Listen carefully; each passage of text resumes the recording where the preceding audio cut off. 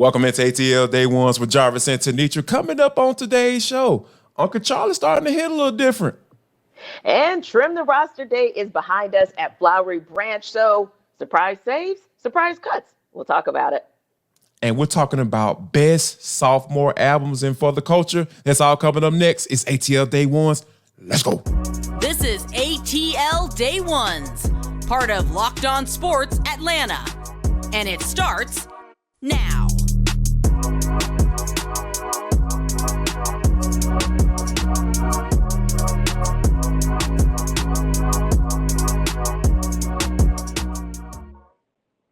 I'm going to start off by saying thank you for making ATL Day Ones your first listen of the day. Remember, we are free and available wherever you download your podcast. And wherever you download your podcast, make sure that you leave us a 5-star review. We really appreciate that from you in advance.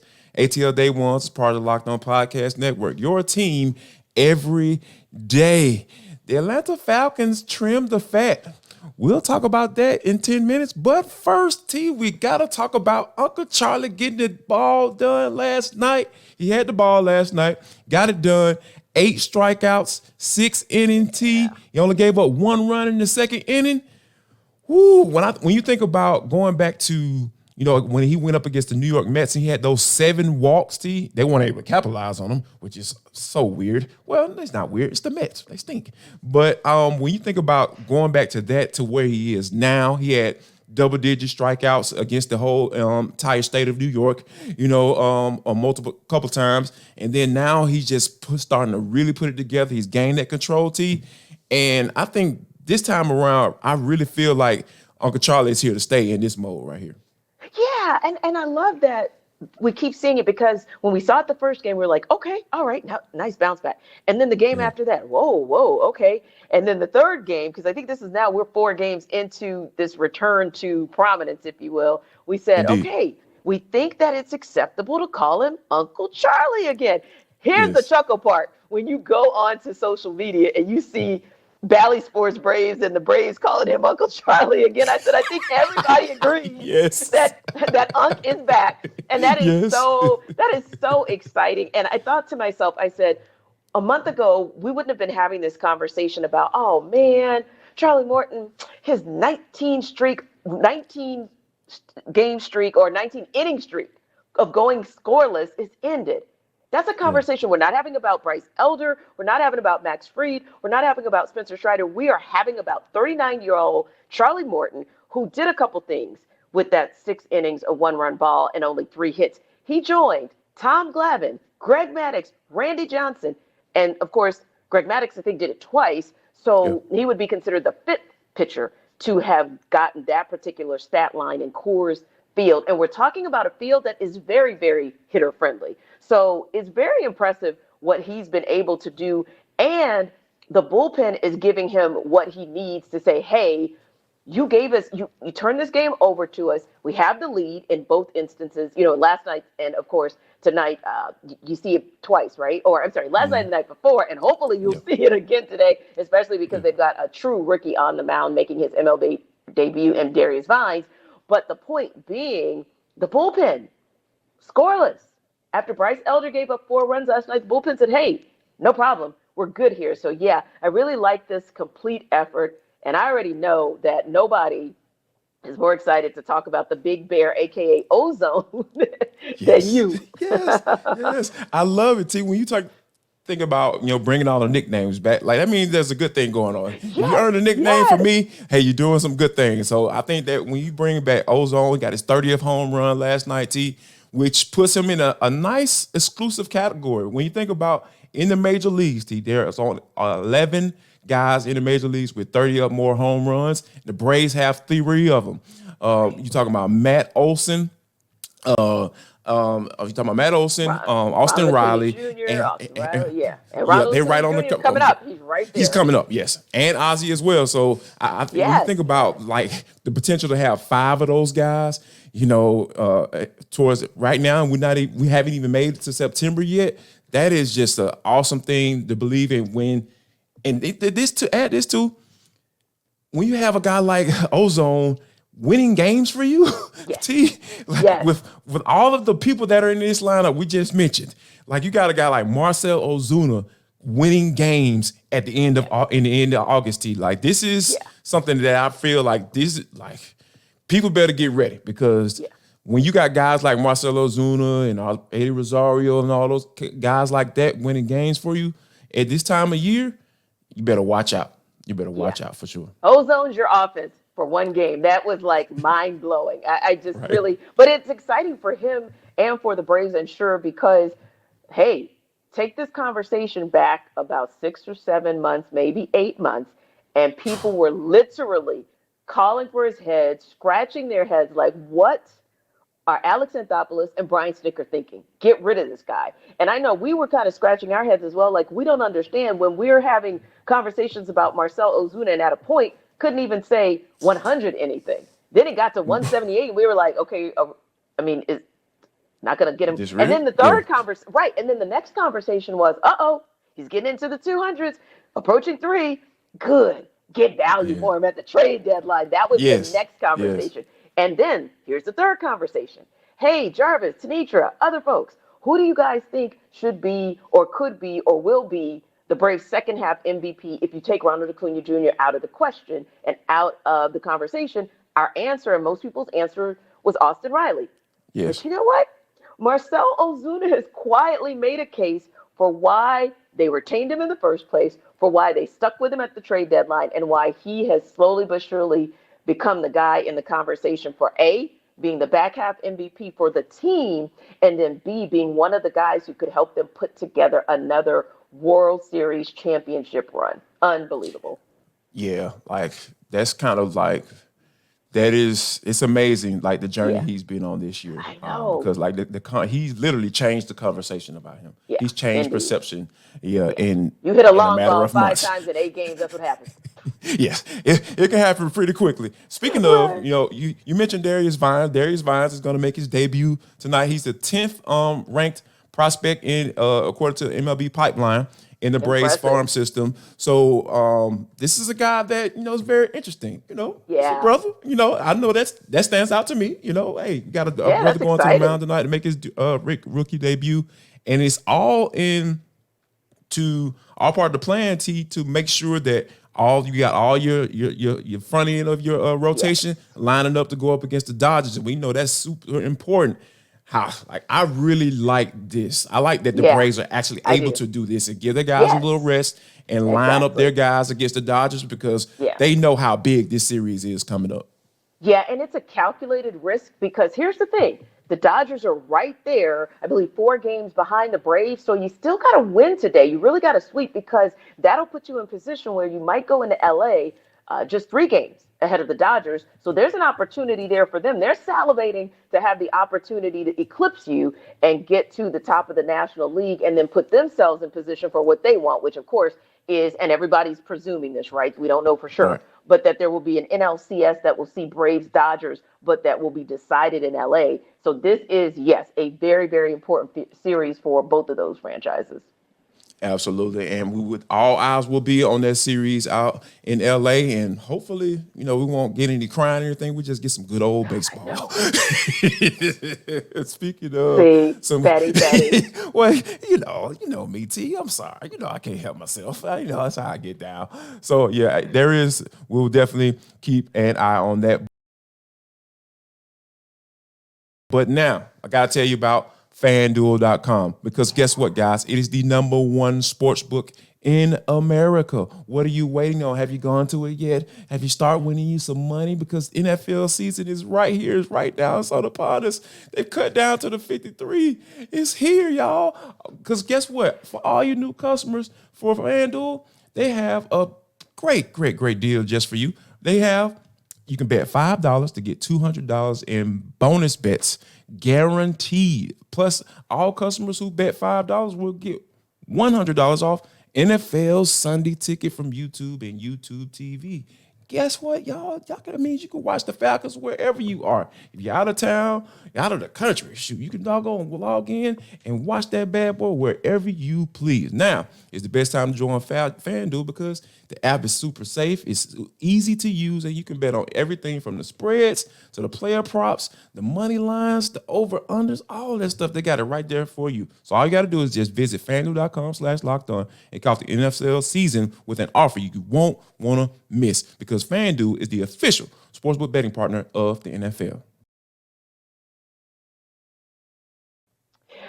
Well, the deed has been done, Jarvis. At 4 p.m. Eastern Time, the clock struck for the 53-man roster in Flowery Branch. So we now technically know what the roster is going to look like for September 10th. And of course, we know anything can happen between now and then, especially because we know that there are 16 players who can be signed to the practice squad today. And we expect that some of these players who may have been let go on Tuesday would come back. So want to preface by saying that. And of course, we'll keep you guys posted on that progress and we'll react to some of those moves as well. But yeah, it was very, very interesting because I think a lot of people were kind of sitting back with bated breath to kind of see, especially, and you and I talked about that yesterday, there were some players who were on the bubble. Now, when you look in the QB room, no shock there. You look in the running back room, no shock there. We already talked about the fullback room as well. Wide receiver room, tight end room, O-line is another one. I think for the most part, we're settled on. D-line, you might want to talk about that. I'll be interested to hear. But let's start this way. Let's start on the offensive side of the ball and start with your surprise saves on the offensive side of the ball. Who would you say, oh, wow, didn't see that coming?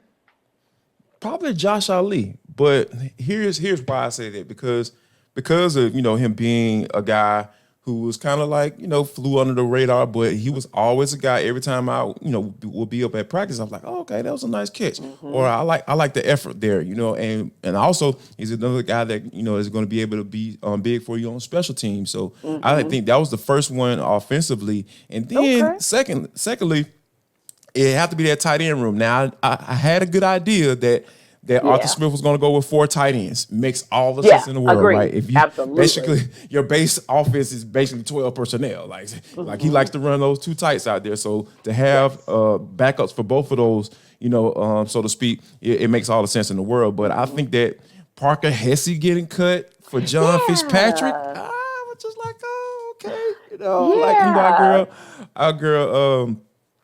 Tori McElhaney for AtlantaFalcons.com was adamant about John Fitzpatrick's making a roster. So I was just like, oh, okay. Yeah, but, that kind of tipped the hand a little bit. Yeah, kind of tipped the hand a little bit. As well she should be. She is excellent at what she does. So I think that those were the 2 things that really stood out to me offensively. Just from a standpoint of okay, I get it. From a production standpoint and what they were able to do in practice and showing the coaches. But it was just like, oh, okay. It's kind of just a little slight switch up. Not a big surprise, but, it was just definitely something that made you say, I would agree. And I think that maybe when you look at Parker Hesse, the only thing I can think, 2 things I can think of. Number one is you look at Kyle Pitts and particularly Jonnu Smith, and maybe Michael Pruitt, and you say to yourself, does Parker Hesse give me anything different, maybe? And maybe he's giving you a little Jonnu Smith, if you will, but Jonnu Smith would be maybe the upgrade, and whereas John Fitzpatrick may bring a little something different to the table. And that in all likelihood, you can bring Parker Hesse back on that practice squad and then possibly bring him back on the roster, on an as-needed basis. So it'll be interesting to see, but I would agree with you. I think most of us figured that John Fitzpatrick definitely had a shot because people like Tori, who are close to the situation, so to speak, kind of hinted at, it might be him. But I think there was still like a little bit of a surprise that it ended up being him. Now, John Fitzpatrick would be the surprise save cut for you, right? And so the surprise maybe cut would have been Parker Hesse. Was there anyone else on offense whom you said, whoa, okay, that's a surprise cut. Didn't see that coming? Anyone else? Well, to be honest with you, not really. Not really, because Tyler Vrabel and Jalen Mayfield, I was like, yeah, they had their Yeah. audition to, against the Pittsburgh Steelers, and they didn't show well, and Right. now they're not on the team. So, Sure. but I wouldn't be surprised if a guy like Vrabel ends up on the practice squad. You know what I mean? Yes, So, indeed. being that he was waived, so that means that he's eligible for that. So I wouldn't be Yeah. surprised if he pops back on, but just overall though, no real big surprise, cuts offensively though. Indeed. Now, on the defensive side of the ball, that was interesting as well because there was a little bit of commentary, especially in the linebacker room in particular. But for you, when you looked across that space and said, hey, here's where I think the Falcons might go and here's where they went, what would be your surprise? What would be your surprise saves? Wow. It would probably be Albert Huggins because, I'm thinking, Timmy Horne. That would be the guy that, that will stick around. But when you just take a moment just to kind of think about where this team is this year, like when you look at the defensive linemen that are on this roster, all those guys that can play. They are going to play. They don't really have any guys that are kind of project guys like they did last year. And that just speaks to the level of talent that you have on this year versus last year. And I think that's kind of where Arthur Smith said he was. Like, this is going to be a competitive camp. You had a guy like Timmy Horne make the squad last year. He was a good story. I thought he did. I thought he had a solid preseason, but it's not an indictment on him. It's just the fact that, hey, we have better defensive linemen on this roster. And I think that when you talk about that rotation that Ryan Nielsen wants to roll with this year, and pretty much everybody's going to play and get a significant amount of snaps this year, and divvy those things up a little bit. You gotta say, hey, you know what? We appreciate you, for what you did for us last year, but it is time to, get to another level in this thing. Yeah, I agree with you. Now, I would say the same with only one caveat, but I still think your point is well taken and your point is accurate. Zach Harrison is probably the closest you'll get to a project. So in that regard, you're absolutely right. That's fair. And look, I say as close as you get to a project because let's just be honest. Calais Campbell has him under his wing. He's going to be just fine. So that's why I say you can call him a project, whereas, and also to your point, Timmy Horne had all the time and opportunity in the world from his quote-unquote resume with the Falcons last season and anything that he did this past offseason to show them that, hey, I should make the roster. Zach Harrison is a current pick. It would have been very difficult to just, cut him just as an example. If you're talking about a project and which one makes the most sense to kind of retain, that would be Zach Harrison because he's a rookie. So there's nothing but upside for them to see for him. So I definitely understand that one. In terms of, it was a little shocking, but then it was like, okay, well, it's understandable as it relates to the project you choose versus the project that you wouldn't. But yeah, Albert Huggins, show improved, sir. Show improved. Now, outside linebacker seemed to be interesting as well for a lot of people. Nobody was shocked, of course, with Bud Dupree, Arnold Ebiketie, Low Carter. Everybody was like, okay, well, and we can agree. That was no different than when we saw that the Falcons re-signed him. We thought he was on the bubble. Yeah, they brought him back for a reason. Yeah, exactly. Right. So when you brought him back, not that you didn't do the same with Parker Hesse, but to our point, in particular with the linebacker core where you could have gone anywhere, you definitely weren't in a situation where you had to re-sign him, and you did. So I wouldn't call that a super surprise, but D'Angelo Malone seemed to make a few folks like, okay. But was that a surprise for you? Or I would even go to say a Nate Landman on the inside or Tay Davis? No, it was no surprise for me because, Tay Davis had been having an excellent camp. He was out there making plays, and when he had an extended amount of playing time against the Steelers, like you saw, like, okay, this guy might be a guy I think that can that's be a what solid made it back. for him. Yeah, exactly. Yeah, like that was a prime opportunity for some guys. And Arthur Smith even kind of said it as such when he talking about like guys getting opportunities to, go up against, some starting caliber guys, and if they show well, that's some eye-popping stuff. And like, okay, you can kind of make a roster, if you show well against a starting caliber NFL player. So yes. I think that, and then D'Angelo Malone and Nate Landman for sure. Like that is one of their guys. Like Nate Landman, that's no surprise at all. I know for a fact that guy was going to make this squad. And then D'Angelo Malone, he got an extensive amount of playing time. You saw him put some pressure. You make the quarterback move off the spot. I think just right now, for Malone, I think that it's time for him to kind of make sure that he's doing the technical things just from the way he lines up and just kind of angles and everything like that when it comes to, rushing off the edge, because he's close, but it's just all about, just tweaking a little thing here and there. And I'm sure Ryan Nielsen is going to work with him on that just so he can get home and put the quarterback on the ground, because that's why he was brought in. Yeah, and I would say the same for him. Like, I think it was more of, we're just all waiting. Like, we haven't seen the flash, but we kind of want to see the flash, and we're kind of trying to figure it out with him.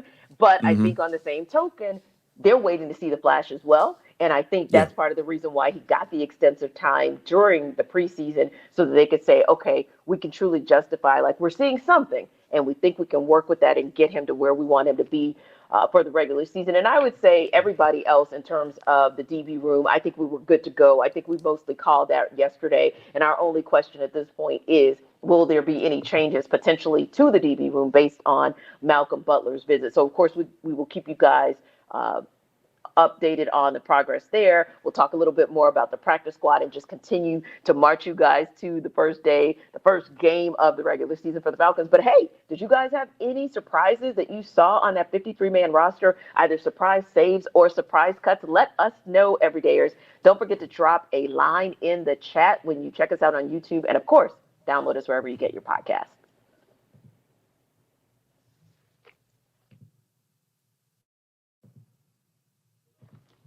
But T, this is For the Culture. It is the intersection between sports, entertainment, the culture, and sometimes whatever the hell we want to talk about, because that's just how we get down on this show. Today is no different. T, I came across a tweet, and going through, or a tweet, or X, or Zan, whatever they're calling it nowadays.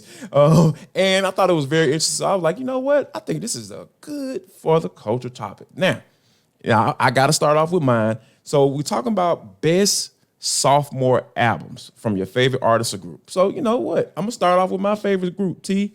Like, it has to be, for me, my introduction to Outkast is the ATLians. Oh my goodness, the best album. And I was actually going through a couple lists. I still list season. So best sophomore albums, they made it to top 5 on Complex. Oh, wow. How I be hating, sometimes on my boys from the South. So, but I absolutely loved Outkast, ATLians. Like, who's your favorite, sophomore album person or group, artist or group? I would have to give it to Mary. Mary J. Blige's My Life was just seminal. Oh, yeah. I just, she was just speaking for everybody. It was unbelievable. And I mean, don't get me wrong. Like, what's the 411 left dip? I mean, she changed the game. I mean, there was no such thing as a queen of hip hop or a queen of hip hop and R&B. None of that existed until Mary existed. So she's the blueprint. But for her to put that album out and then come back with just the raw uncut, like, I mean, we were there like, oh God, Mary needs a hug. But then we thought, what? So do we.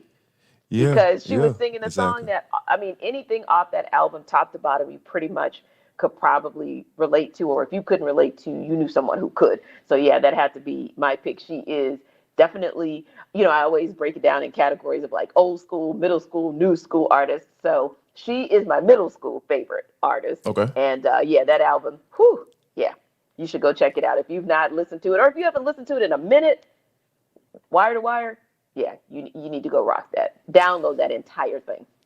And you know what? Like, so me, I go down the rabbit hole. So like, one of the ones that I appreciated it back then because it kind of brought back memories back when I was playing, playing ball in college and all that stuff, was Trap Music by Tip.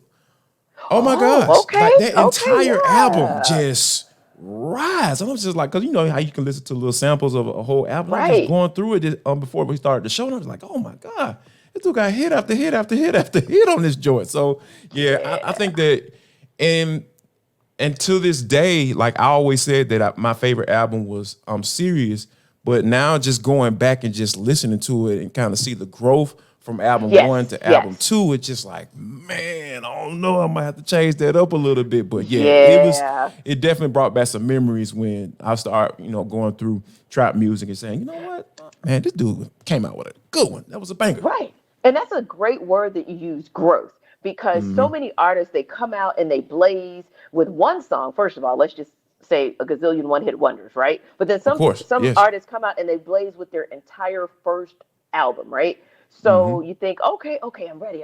They're going to come back with that fire, the second album, and they just fall off a cliff. And they never really recover, and you often wonder, like, wow, I really thought that person was going to be next. But when she came back with growth. I mean, you could hear the vocals stronger. She began to write more. The production was tight. Like, everything just showed that she was never, and this is my thing always. I always think after the first album, and I get excited about artists, they're going to leave us. They're going to disappoint us. They're not going to come back with the bangers. She just kept coming, and she's still, like, the baddest middle schooler out there as far as my middle school artists go.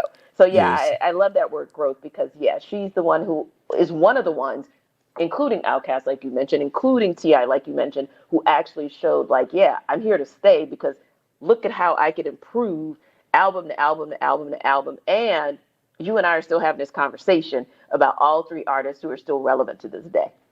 Yeah, and can I throw another one at you? Because, and guys, you can throw yours at us in the comments right there. Drop it in the comments right there. Drop your favorite best sophomore album that you ever heard. Drop it in the comments, and we can get a nice little conversation going because we appreciate you guys for rocking with us. But T, I got to throw one more in there before we get out of here.